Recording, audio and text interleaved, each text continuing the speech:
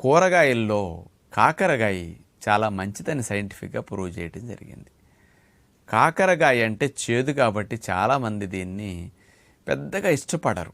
ఏదన్నా తిన్నప్పటికి కూడా అందులో బాగా చింతపండు వేసి బాగా మసాలాలు వేసి నూనెలు పోసి అలా చేస్తే తప్ప కాకరకాయ తినరు. కొంతమంది అయితే కాకరకాయ ఏకంగా నూనెలోనే దేవేసి అట్లా తింటున్నారు. అలా నూనెలో దేవితే లాభం అసలు రాదు. అట్లాగే బాగా చింతపండు వేసారనుకోండి, ఉప్పు ఎక్కువ పట్టేస్తుంది.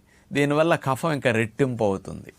కాకరకాయ తినటం వల్ల వండుకునే విధానం మంచిది కానందువల్ల లాభానికి బదులు ఇంకా కఫము శ్లేష్మాలు ఇంకా ఎక్కువ అవుతున్నాయి. కానీ కాకరకాయని వండుకునే పద్ధతి తెలిసి కనుక వండుకు తింటే కఫాన్ని శ్లేష్మాన్ని తెగ్గోసి లంగ్స్లో గాలి కొట్టాలని గాలి తిత్తుల్ని త్వరగా ఖాళీ చేసి ఫ్రీ చేస్తుంది అని సైంటిఫిక్గా నిరూపించారు. మరి ఇందులో అలా చేయటానికి ఏముంది అని ఆలోచిస్తే కాకరకాయ